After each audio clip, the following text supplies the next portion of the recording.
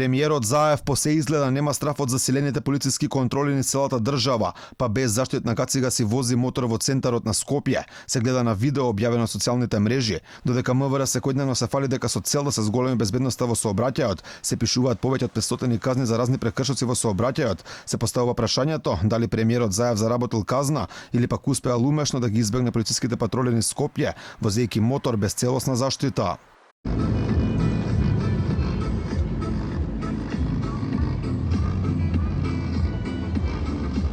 Ваквиот потек на премиерот Заев е казнив согласно член 99 став 1 и 4 од Законот за безбедност во сообраќајот. Член 99 став 1 вели: возачот и лицата кои се превезуваат со велосипед со помошен мотор, мопед, мотоцикл, трицикл, лесен четирицикл и четирицикл задолжително носат заштитен шлем на главата за време на возењето на патот. Член 99 став 4 вели: прекршачен платен налог со глоба во износ од 50 евра во динарска противвредност ќе му се издаде на возачот и лицата кои постапуваат спротивно на одредбата од ставот 1 на овој член.